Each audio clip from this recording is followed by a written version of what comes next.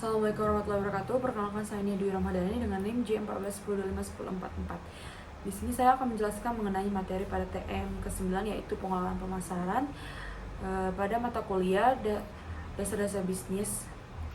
Baik, di sini terdapat PPT dari pengelolaan pemasaran itu sendiri. Jadi pada slide ini memuat mengenai definisi pemasaran. Jadi pemasaran itu adalah proses mengenalkan, lalu menentukan harga, promosi, dan juga distribusi produk yang bertujuan untuk memenuhi kebutuhan konsumen dan juga organisasi. Lalu ada pemasaran barang, konsumsi, dan juga barang industri. Lalu slide selanjutnya terdapat jenis pemasaran. Pemasaran itu dibagi menjadi 3. Yang pertama ada pemasaran jasa, yaitu menjual layanan, misalnya dokter ataupun asuransi.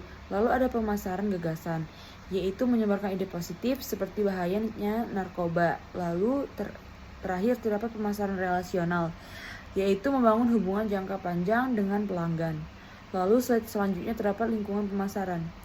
Jadi perusahaan perlu memuat rencana pemasaran, terdapat strategi dan keputusan untuk mencapai target pasar, dan juga lingkungan pemasaran memengaruhi keberhasilan bisnis. Lalu slide selanjutnya terdapat lingkungan eksternal.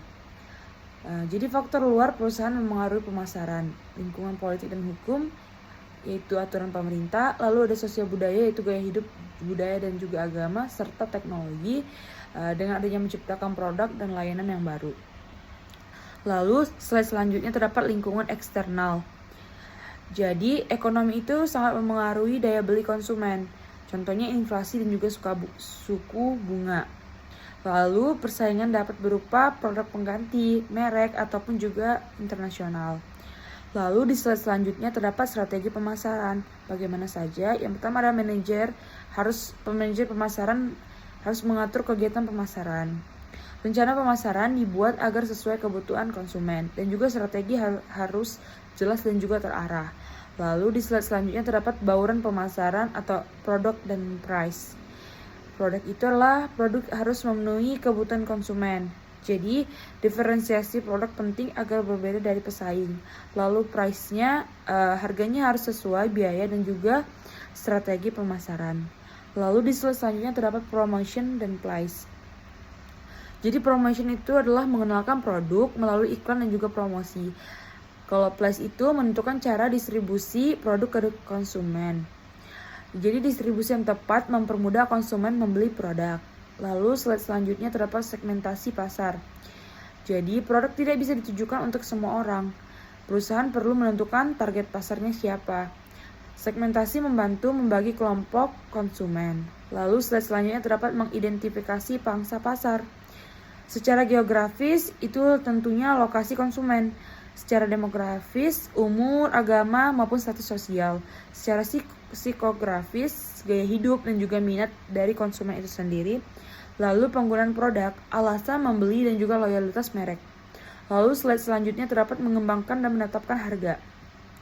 Jadi produk itu harus menarik bagi konsumen. Penetapan harganya penting dalam pemasaran, serta harga harus memberikan keuntungan dan menarik pembeli.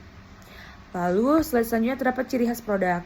Konsumen itu membeli karena manfaat produknya. Produk itu makanya harus memiliki ciri khas ataupun keunikannya sendiri. Produk juga harus memberi manfaat nyata. Lalu slide selanjutnya terdapat klasifikasi barang konsumsi. Ya, di sini terdapat convenience goods, artinya barang-barang kebutuhan sehari-hari. Shopping goods, yaitu barang yang dipertimbangkan sebelum dibeli.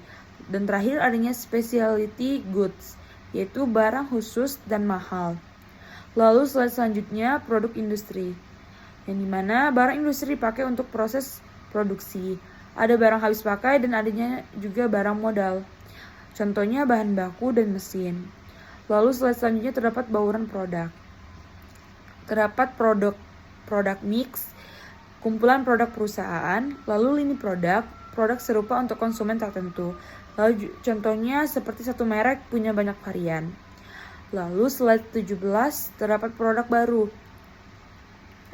Berupa pengembangan produk membutuhkan proses panjang.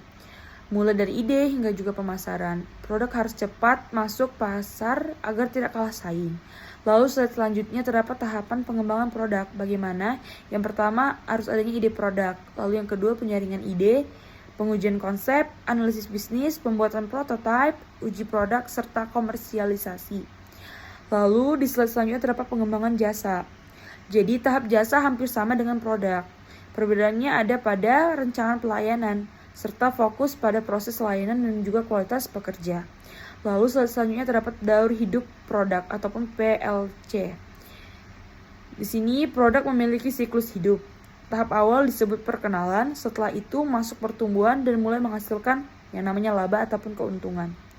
Lalu selanjutnya terdapat tahapan PLC ataupun daur hidup produk tadi itu.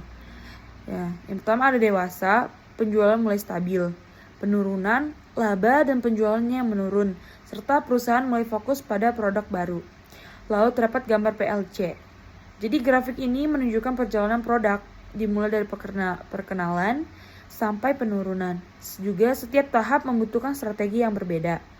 Selanjutnya terdapat strategi pemasaran terhadap PLC.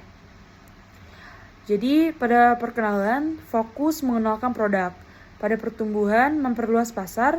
Pada saat tahap dewasa, mempertahankan pelanggan. Dan tahap terakhir yaitu penurunan, menjaga efisiensi biaya. Lalu selanjutnya terdapat memperpanjang umur produk. Yang pertama ada produk extension, yaitu menjual produk yang sama di negara lain. Lalu adanya product adaptation, yaitu menyesuaikan produk dengan budaya lokal. Dan terakhir adanya reintroduction, yaitu memperkenalkan kembali produk lama. Lalu di slide selanjutnya terdapat branding. Branding membantu mengenalkan identitas produk itu sendiri. Ada merek nasional, lisensi, dan juga pribadi. Merek membangun kepercayaan konsumen. Lalu slide selanjutnya terdapat packaging dan juga label.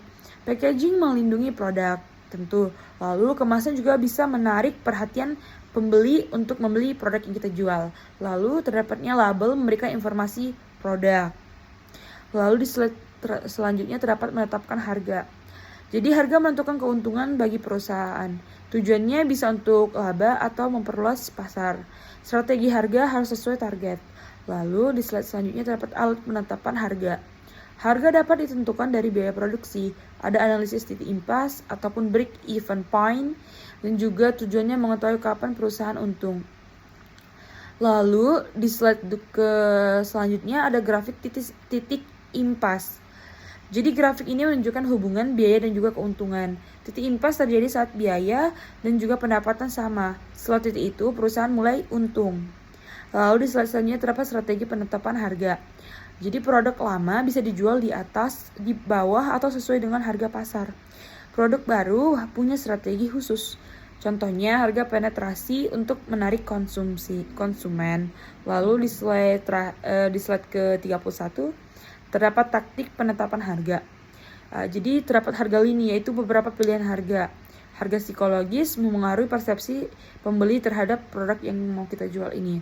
Lalu terdapatnya diskon, menarik minat konsumen untuk membeli produk yang kita jual. Lalu yang terakhir terdapat poin-poin dari presentasi, yaitu pemasaran penting untuk keberhasilan produk. Strategi pemasaran harus sesuai kebutuhan pasar, serta perusahaan perlu memahami konsumen agar tetap bersaing. Mungkin sekian yang bisa saya jelaskan mengenai TM9 tersebut. Mohon maaf apabila ada kesalahan. Wabillahi taufiq wal hidayah. Wassalamualaikum warahmatullahi wabarakatuh.